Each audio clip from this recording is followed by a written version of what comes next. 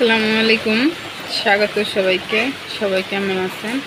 আলহামদুলিল্লাহ, আমিও ভালো আছি। তো এখন হচ্ছে সকাল 9টা বাজে এরকম। আর সকাল আমাদের এই দিক দিয়ে 7টার দিক দিয়ে অনেক বৃষ্টি নামতেছে। 7টার একটু আগ দিয়ে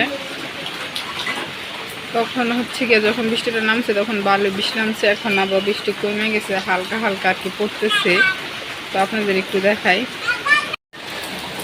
এখন আবার বৃষ্টি নাই, বললাম না হালকা হালকা বৃষ্টি নামতেছে।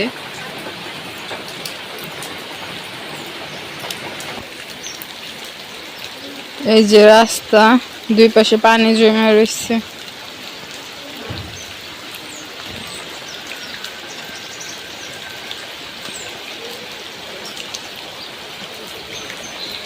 সকালের নাস্তা করা তো শেষ। এখন হচ্ছে মা দুপুরের জন্য রান্না করব। দুপুর এখনো হয় নাই, এখন হচ্ছে 9টা বাজে এরকম। মা বলতেছে যে বৃষ্টি নামতেছে, এখন একটু বৃষ্টি কম আছে, চল যাই এখনই রান্না করে ফেলাই, পরে যদি বৃষ্টি নামে তখন দুজনে ভিজে যাবো। সেজন্য মা আগে রান্না করতে গেছে। চলেন আপনাদের একটু দেখাই কি কি রান্না করে। তো আয়সা দেখি এবার সে পটল ভাজি চুলাই দিয়ে দিচ্ছে। আর পটল আগেও ভাইজা অর্ধেকটি নামাই নিচ্ছে। আর যে লাস্ট কতগুলো ছিল ওইগুলা চুলাই দিয়ে দিচ্ছে। এই যে পটলগুলো ভাজি করে তো নামাই নিচ্ছে। আর এই পাশে হচ্ছে পেঁয়াজ আর কাঁচামরিচ চুলাই দিছে ভাজার জন্য। ওই যে পটল ভাজি দিয়ে দিব। পরে হচ্ছে পটল ভাজিটা এর মধ্যে দিয়ে আর একটু ভাজা ভাজা করব। আর চুলাই একদম ঝালিয়ে উঠছে, তাই উঠছে, পেঁয়াজ লোকে পুড়ে গেছে। রান্না করার সময় আমার ভাই আবার করছে কি, যে জিরার কৌটা আছে না, চুলার ভিতরে দিছে, একদম ধোয়া উইটে কালো হয়ে গেছে গা, ওইটা পুড়ে যাওয়ার কারণে। পটলগুলো দিয়ে দিছে, এখন আর একটু ভাইজে নিব।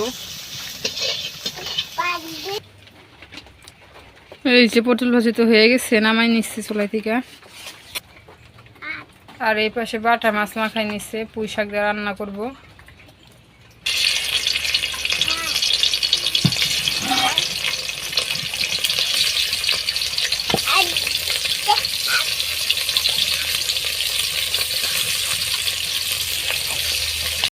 ওই পাশে তো মা মাছ ভাজি চুলাই দিয়ে দিছে।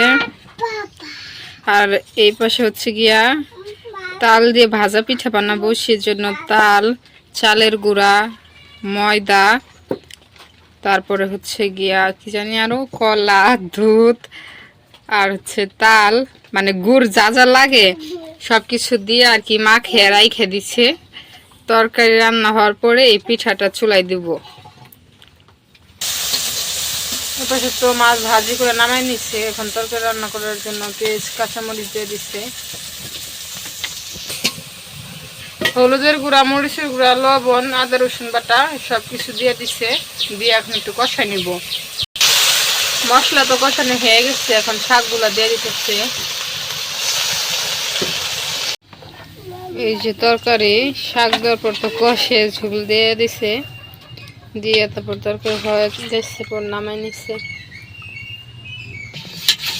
আর এই পাশে পিঠাগুলা ভাজার জন্য কড়াইতে তেল দিয়ে দিচ্ছে গরম করার জন্য। আর কালারটা আসছে কি, পিঠা বানানোর আগে কি সুন্দর লাগতেছে। আমার তো মনে ফেলতেছে যে এখনই কাছেই খেয়ে ফেলাই।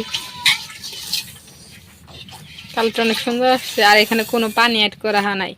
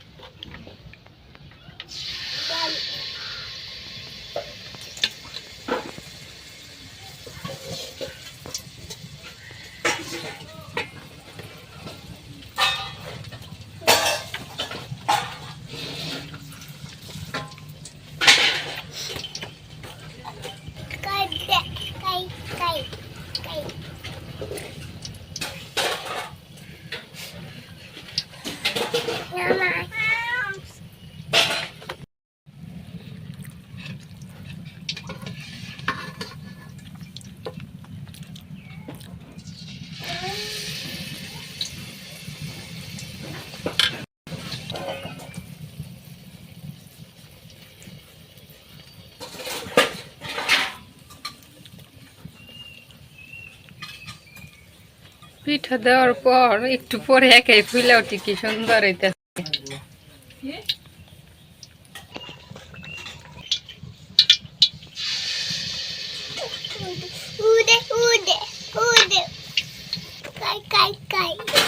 কি তুমি খাইবা?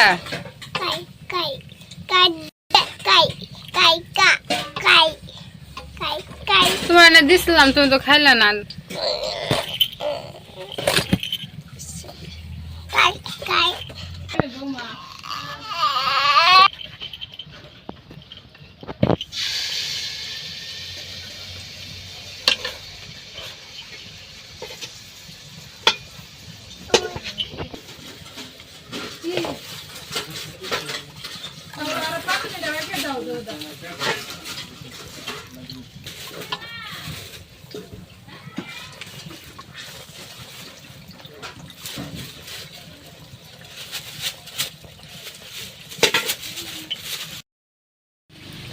আর এই পিঠাটা হচ্ছে আমি চুলাই দিছি, কারণ ভাইয়ে কান্না করতেছে, পরে মা উঠে গেছে গা।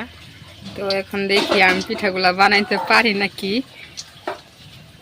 কি হয় পিঠাগুলোর অবস্থা। ইনশাল্লাহ ভালো হইব, মা যখন বানাইছে ভালো হয়েছে, আমি তো খালি শুধু দেবো আর উল্টাবার নামে ফেলবো, দেখি কি হয়।